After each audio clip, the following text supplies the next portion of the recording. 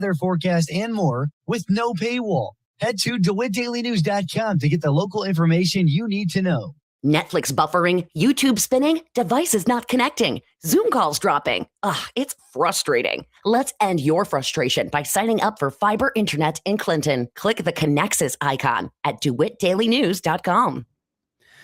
From the Heart Media Group newsroom and DeWittDailyNews.com, I'm Ben Hubbard with this expanded morning newscast.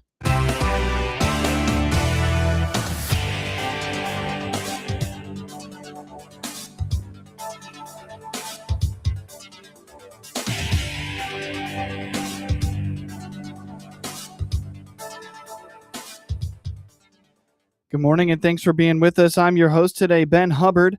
The news is brought to you by Baum Chevy Buick in Clinton, your Silverado headquarters, as well as Connexus offering fiber internet in Clinton.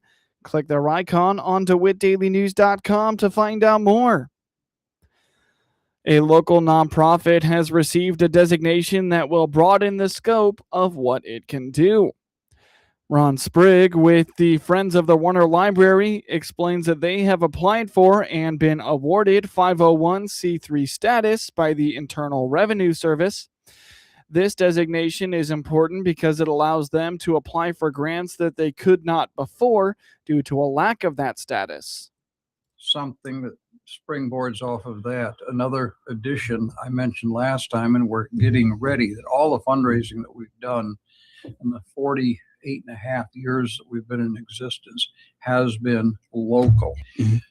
We have applied for and received 501c3 status, which is the IRS designation that you guys are a worthy nonprofit, which makes us eligible to go out and beat the bushes for grants on a national basis now. So we'll be talking to bigger philanthropic organizations and corporations. I used to sit on a board of an endowment, and our first question to somebody that wanted funds was, do you have 501c3 status? If you don't bother talking to us. And that was our position. Now, there are many grants that the library is not eligible for because they're a governmental agency. But the Friends is not a governmental agency. And so we will now start widening our approach. Emily Dunham, Adult Program Coordinator at the library, says this will benefit them greatly. Any grants that are received by the Friends are directly gifted to the library or used in a project that will benefit them. That benefits the library in so many ways. There's things that we can't apply for, like he said, since we are not a 501c3, so we can go through the Friends, and I don't know if you guys have to apply for it. I'm not quite totally, but they could apply for a grant, then gift that grant to us or some way. And some like programs you can have only if you're a 501c3. So then if we go through the Friends, then we can have that program at the library. Once again, getting back to square one, it is the library staff that calls the shots as to where the money is spent. Yeah. Okay. So we fill out forms and we say, hey, Friends, we want to do A, B, and C. Here's how much that would cost us. Here's why we want to do it and why we think it would be great. And then we give that information to the Friends, and then they kind of talk about it, and then they can prioritize the money where they think that we would receive it best. On top of their support of the summer reading program, Sprigg says they have supported the library in numerous ways over their 48 years of existence. In recent history, it has been projects like the Outdoor Reading Pavilion. Well, there is a small room downstairs when we're not under construction that is open so that if you want to browse and you see a book that you're interested in, that. And we have helped with, last summer there was the Monarch program that, and it was raining that day. And so we were under the brand new pavilion with the little kids. And that was a lot of fun. That was a lot of fun with all the monarch butterflies. They did some awesome fundraising for that. I actually took notes and stole some of those good ideas to help with my fundraising for summer reading this summer. And it's working just like the way Katrina's great, the way she just lays out their donation letter and the reach that she has. So yeah, they are an army. They're really good at what they do. So you guys know how to fundraise. We have sort of reorganized and formalized, and our membership over the last year has, I would say, more than doubled. And we'd like to double it again. there are many different nonprofits in Clinton. One of the hidden jewels of Clinton is the volunteerism. There really is. So it takes a village to just exist, let alone have kids and all that. But and the friends also are completely supporting our self-care table, or like, I don't know what to call it, but it's like it's got deodorant, toothpaste, Depends. Everything you could possibly need is on that table, and the friends are supplying all of that for us. So the public can come in and take what you need. Please don't be greedy, because we're trying to reach as many people as we can. Or even if you have an extra box of, I don't know, contact solution at home that you want to donate, we'll make sure things aren't expired or poisonous or something. But that's another great way that they help us. And, that's all volunteer based. To learn more about and get involved with the Friends of the Warner Library, find them on Facebook. Keep up with all the latest from the library at vwarner.org. Coming up shortly on this expanded newscast, Social Security helping understand survivor benefits. Community Action is expanding its ability to support Central Illinois' unhoused population through a new grant. Community and Personal Development Director Dia Welsh explains that this grant is designed to help people suffering through temporary hardship from becoming homeless or giving someone who is on the street a place to stay. What makes this grant special is the lack of income requirements. It's a grant through IDHS, and it is meant to help people who are experiencing temporary hardship either prevent them from ending up being homeless or help them get housed again. Actually, this is a unique grant in the sense that there is no income eligibility, so that it doesn't matter what you are currently making, but you do have to show that you had some sort of temporary economic setback. So that can be a variety of things, loss of employment, but it has to be not your fault. Like, especially like at fall, like if you've been working harvest or working in the fields or doing something related to agriculture and that job just ends, that's not your fault. Medical, a natural disaster, a change in family status. So if you had a divorce or somebody died, that can all, impact. So you have to be able to prove that. Also, you have to be able to prove that you are able to take over the payments of your housing payments going forward. Okay. So those are the two big criteria. Also, you can't have received these funds in the previous 2 years. So we will ask about that. Okay. If you had moved in from out of the area, this is the first time we are providing these funds and have this grant. Got it. But it is not new to the state. So if you moved in from another service area and you had received them before. The lack of income guidelines is important because it leaves the door open for a new demographic to access. Welsh indicates that many of Community Action's programs serve low-income people, and this can help them serve those who are considered middle income and do not qualify for their other resources. Most of we are primarily low income, trying to help low income individuals. But this grant is really unique, like you said, because there is no income eligibility, and it's really designed to help anybody with that temporary setback. So we think that it's amazing for our maybe middle income households.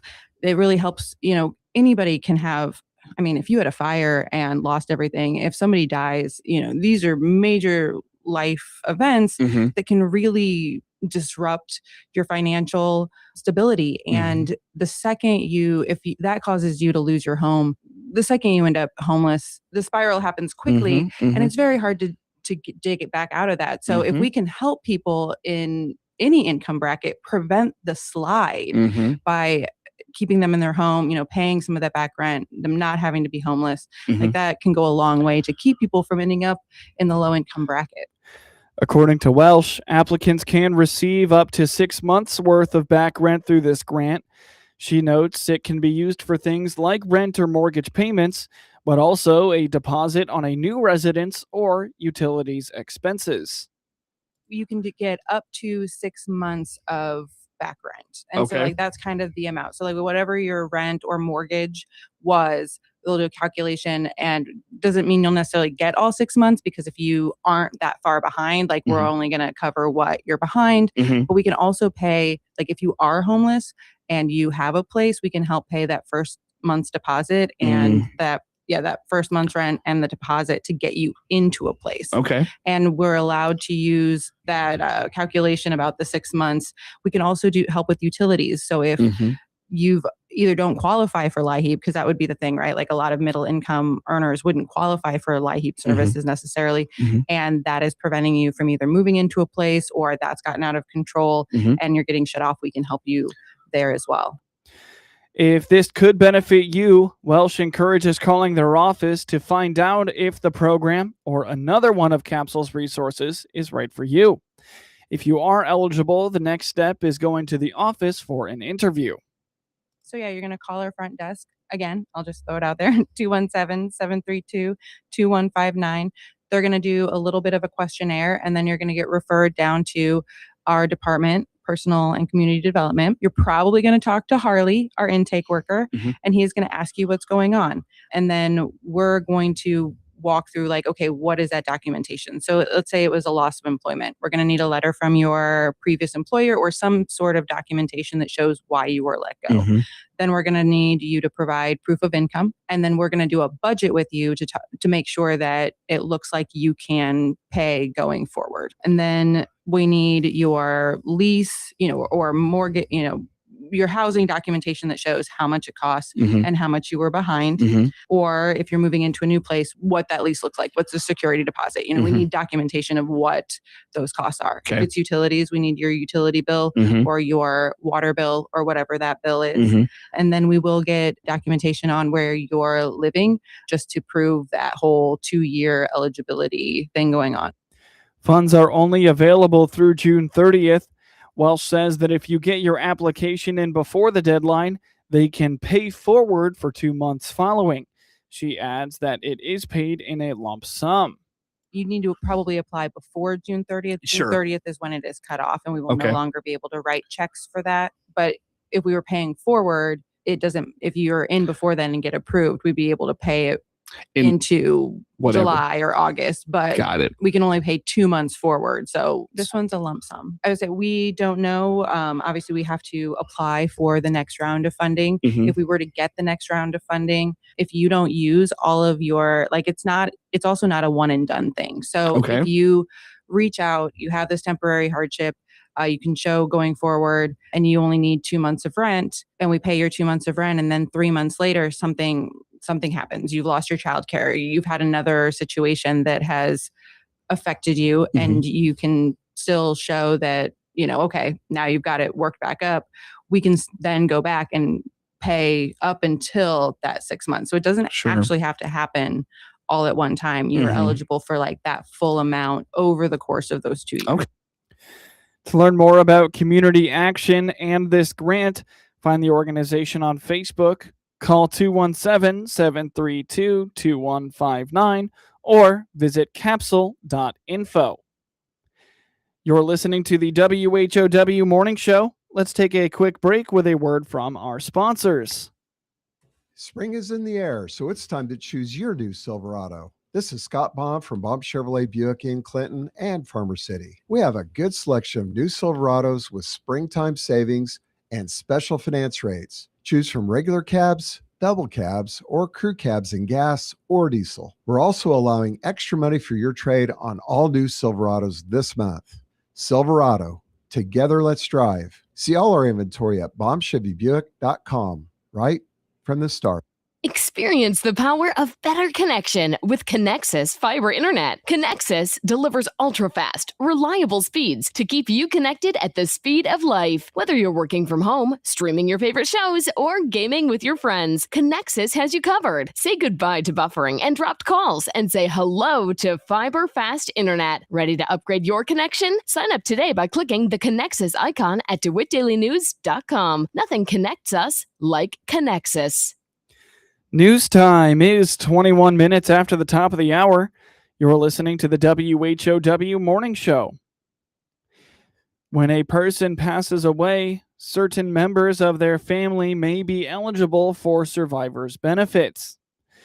A survivor may receive monthly Social Security benefits if the deceased worked and paid Social Security taxes long enough to be eligible for benefits. Jack Myers with Social Security indicates that spouses and divorced spouses are among those who would be eligible for benefits. Seth, we kind of talked a little bit about looking at the Social Security statement to plan your future retirement or your disability benefits if that was applicable. But, another side of this, we offer survivor benefits. So, let's say if you're a parent who's working and you're trying to figure out what your family would qualify for in survivor benefits if you passed away, you can find that information on the My Social Security account as well. And to dive a little deeper into that, let's talk a little bit about who might qualify. So when a person dies, there are certain members of their family that will most likely be eligible for monthly survivor benefits. And, these can be paid when a worker paid into Social Security prior to their death and built up that eligibility for survivor benefits. And they can be payable to spouses and divorced spouses. They can be payable to children.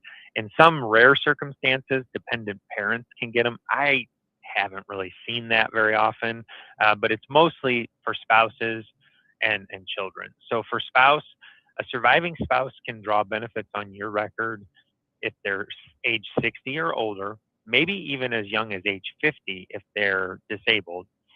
If they're younger than that, it's possible as well, though, because if they're younger, but they have your child who's under the age of 16 in their care, or if you have an older child in their care who's disabled, then that younger spouse might be eligible for something on your record. And then there's also the possibility that an ex-spouse could draw a survivor benefit. That's going to depend on how long you were married. For an ex to draw, you had to have been married at least 10 years before the divorce, and they cannot be remarried, or at least if they are, they couldn't remarry before the age of 60 or 50 if disabled. So, that's a possibility there. An unmarried child of the deceased who is either younger than age 18, younger than age 19 if they're a full-time student, grade 12 or lower, age 18 or older with a disability that began prior to age 22, or grandchildren can potentially qualify if deceased grandparent was raising the child and both parents of the child are deceased or receiving Social Security disability benefits. But then when we're talking children, for a child to draw off of you as your survivor, they have to be unmarried, and then they have to be under the age of 18, so a minor. But they can potentially draw that benefit up until age 19 if they're still a full-time high school student. So they could get it a little longer if they're still in high school at age 18. And then in some circumstances, older kids can also receive if they're disabled. So if your child became disabled prior to the age of 22, then they can still draw benefits as a survivor off your record. And, these types of benefits, Seth, are really important to people because, when you lose a family member, it's one of the hardest times of your life for, emotionally, and the support and the love and all that stuff that you're dealing with that grief.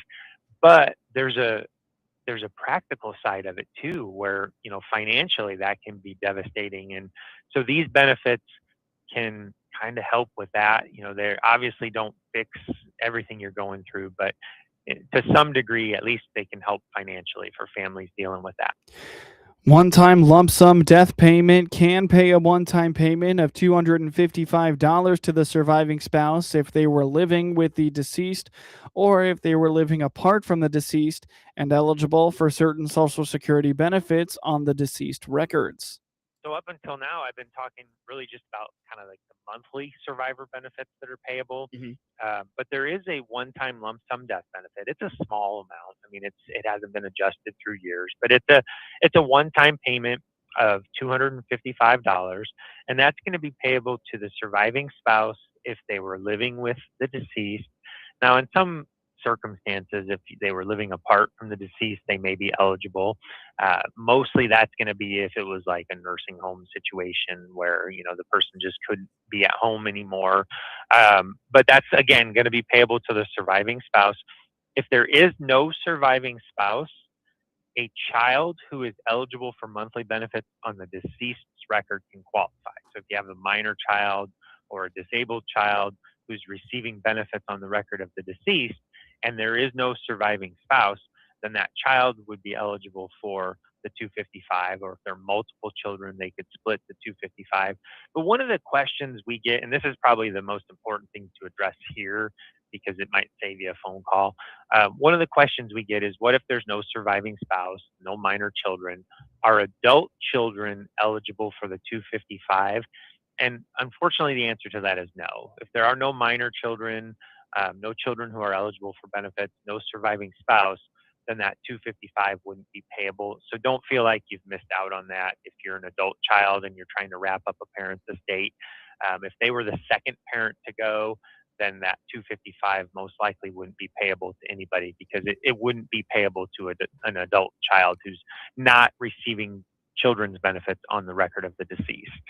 Contact Social Security at 800-772-1213 or visit ssa.gov/locator to find a local office's contact information. Illinois State Police Director Brendan Kelly is highlighting upgrades to 911 call centers around the state. It's in response to changing technology. He says next generation 911 supports today's communications like cell phones and IP phones. So you may be on a county line, in an area that is far from maybe, the primary public safety access point. That's a PSAP, your telecommunicators, your dispatchers. And you want to make sure that you're going to get connected, for example, if you have a fire, to the right fire department, the one that's closest, not the one that may be hooking up with that particular cell phone tower. You want to make sure that you're getting the right police department or the right sheriff's department or the Illinois State Police, depending upon the circumstances. And for many years, there were challenges with that and making sure that the cell phone calls that you're making to 911 go to the right place and go to the most accurate place. Because when they don't, that means a dispatcher or a telecommunicator on the other end has to transfer it to the right place. And it'll take 1, 2, 3 different people to be able to get it to the right place. And in the meantime, public safety is at risk. The danger continues, and you don't have as quick and timely a response as you need. With the next gen 911, you have much more accurate geospatial information, where you are, the location is more accurate, and you're more likely to get to the correct emergency response that you need based upon where you're at. So that's a great advantage, and that's definitely very important in a lot of rural areas. The 169 911 call centers in Illinois have transitioned to next generation 911. Get news anytime from your computer or your mobile device at DeWitt County's #1 source for news, sports, police blotter, obituaries, and more. Best of all free all the time at DeWittDailyNews.com. With SRN News, I'm Rich Thomason in Washington. Following the failure to reach a deal at U.S.-Iran peace talks, the U.S. military is set to enact a naval blockade on Iranian ports on the Strait of Hormuz. That blockade to take effect at 10 this morning Eastern Time. President Trump has unleashed a long tirade against Pope Leo XIV, saying, among other things, that the pontiff is soft on crime. The president's endorsement wasn't enough to secure Hungarian Prime Minister Viktor Orban another term. He lost his re-election bid, defeated by challenger Peter Major. Orban maintained friendly ties with the Kremlin during his 16 years in office. Democratic Congressman Eric Swalwell's abrupt exit from the California governor's race leaves his rivals scrambling to lock down Swalwell's former supporters in a crowded contest with no clear leader. SRNnews.com. The following is a real-life story from Trinity Debt Management. I had a lot of credit card debt, and it stressed me out. But what I thought was a solution turned out to be a problem. I kept hearing ads about debt settlement that seemed too good to be true. And actually, it was. When I called, they told me to stop paying my bills. That didn't sound right to me at all, so I hung up. Later, I found out that debt settlement is bad, real bad. Then I learned that there is a right way to pay off your credit cards. It's called a debt management program from the great team at Trinity. Trinity had a plan. In the end, I paid off my bills, I saved thousands, and I even improved my credit score. If credit card debt has you down, call Trinity at 1-800-936-5496. My name is Heather. Please forget debt settlement and remember Trinity Debt Management. 1-800-936-5496. From the Hart Media Group Sports Desk, IL Sports Wire, and DeWittDailyNews.com, I'm Ben Hubbard with this local sports report. The Illinois State baseball program fell to Indiana State 6-1 Sunday afternoon at Duffy Bass Field. With the defeat, the Redbirds dropped to 22-14 overall and 6-6 in the Missouri Valley Conference play. Indiana State struck first with a 2-run homer to open the scoring in the contest and take a 2-0 lead in the top of the second inning. Trailing early, the Redbirds pulled a run back in the bottom of the fourth as Camden Karchewski doubled down the left field line to score Josh Outlaw to cut into the Sycamore lead and make it 2-1. Despite allowing the early 2-run homer, Luke Teschke bounced back by tossing 3 straight scoreless innings and allowed 1 hit to maintain a 1-run deficit for the Redbirds. In the sixth, the Sycamores grew their advantage to 3-1 with an RBI double after the first 2 batters for Indiana State reached on a walk and a single. The Sycamores later extended their lead on a ground out to move the score to 4-1.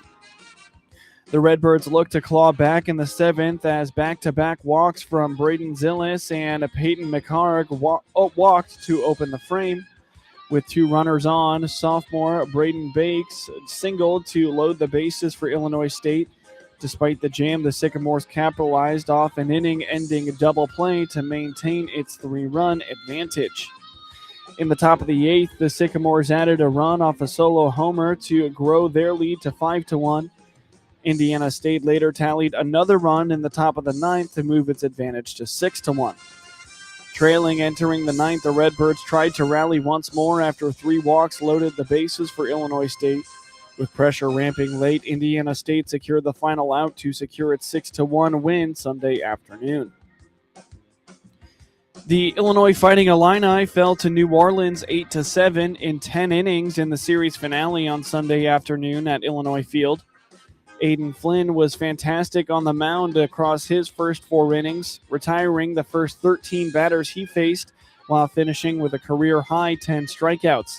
He fanned 7 straight hitters between the first and third frames, striking out the side in the second and third innings.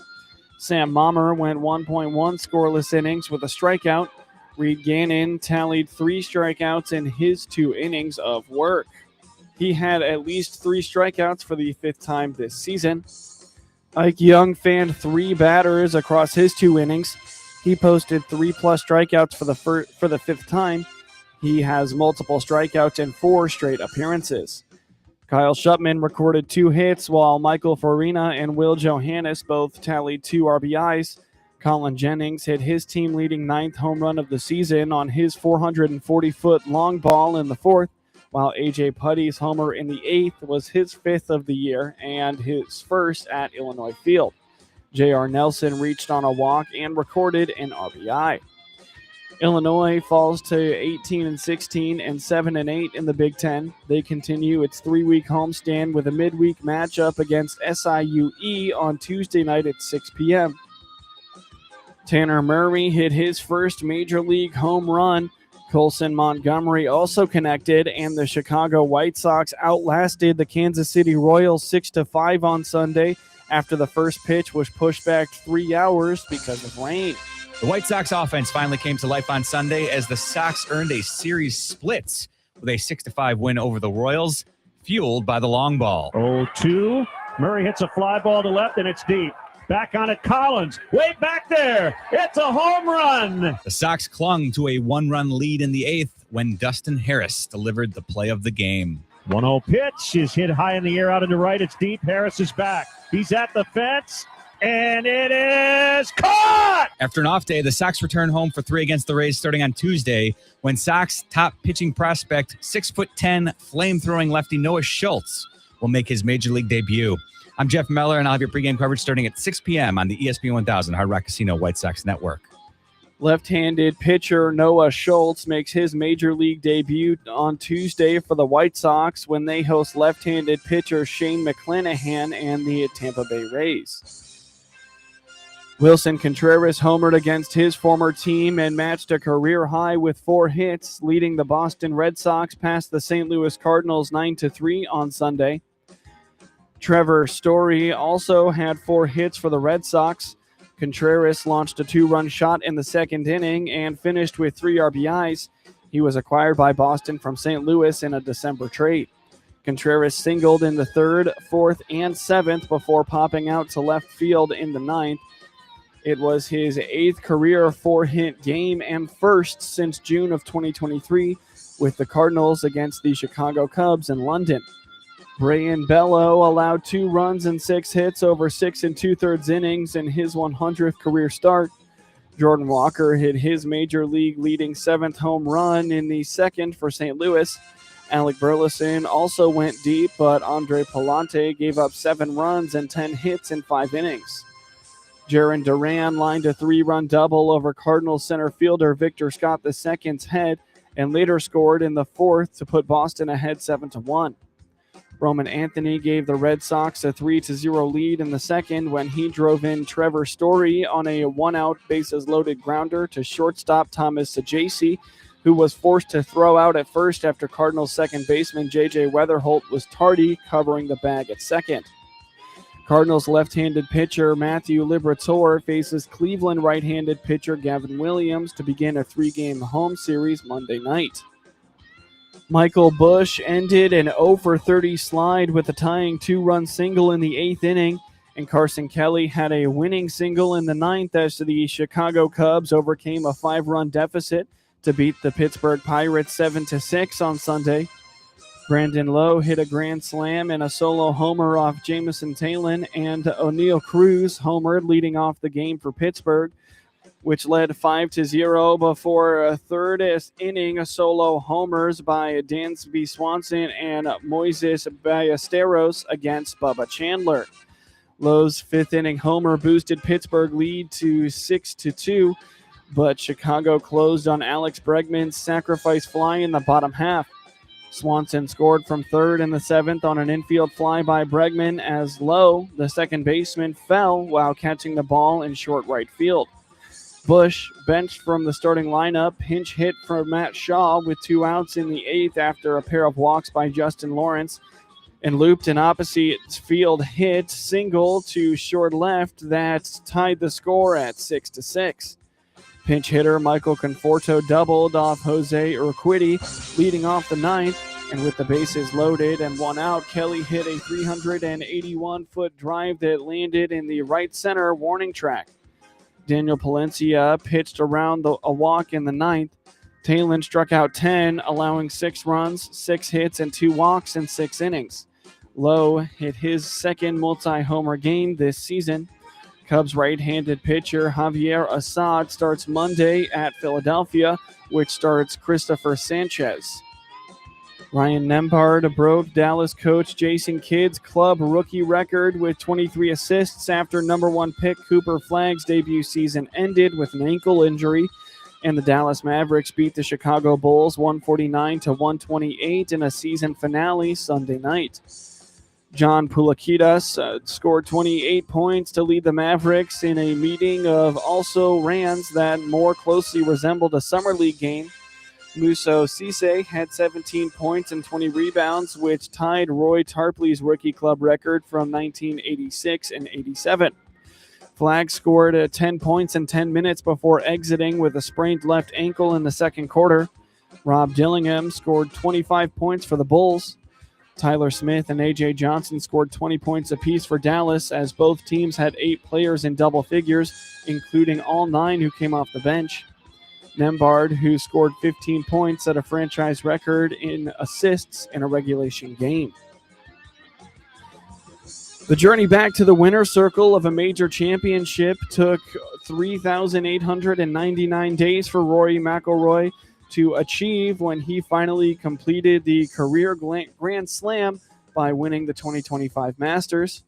To claim his next, he only needed to wait 364 more.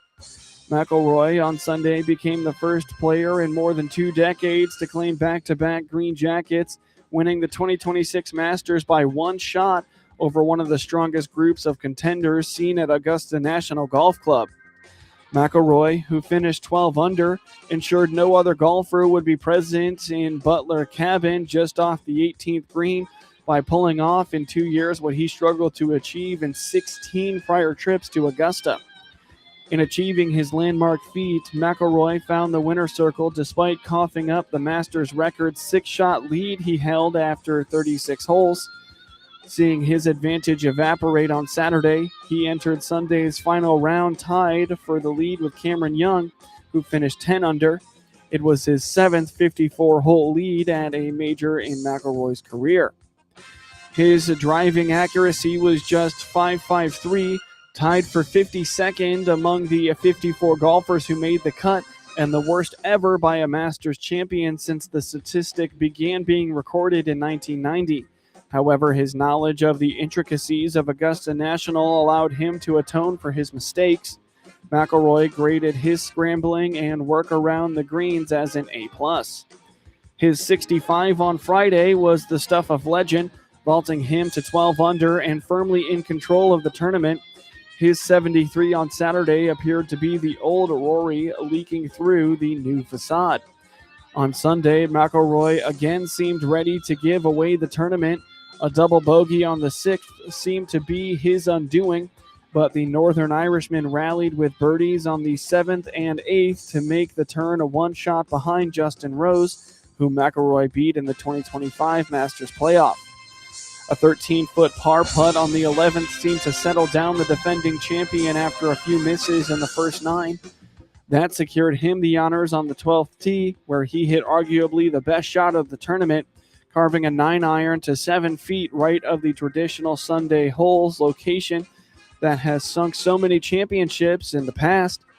After rolling that in, he finally avoided the right trees on the 13th for the first time all week and put his second to the back left. And up and down, capped off with an 11-footer back up the hill, moved him to 13 under for the first time all week and gave him a 3-shot cushion over his competitors. McIlroy was unable to go lower, posting pars on numbers 14 through 17, but unlike 2025 when he held just a 1-shot advantage over Rose entering the 18th, he had a 2-shot cushion on Sunday. A wayward tee shot well right added more stress than he would have preferred, but his miss was big enough that he had a clear window to hit a draw over the tree and patrons short and right of the green to get greenside in 2. From there, he needed just to get up and down in 3, and his bogey at the last still allowed McIlroy to finish ahead of Scheffler and claim his historic 2nd straight Masters. In scores from around the NBA last night, the Miami Heat beat the Atlanta Hawks 143-117, while the Toronto Raptors routed the Brooklyn Nets 136-101. The Charlotte Hornets beat the New York Knicks 110-96, while the Detroit Pistons took down the Indiana Pacers 133-121. The Philadelphia 76ers had a 20-point win over the Milwaukee Bucks 126-106, while the Orlando Magic fell to the Boston Celtics 113-108.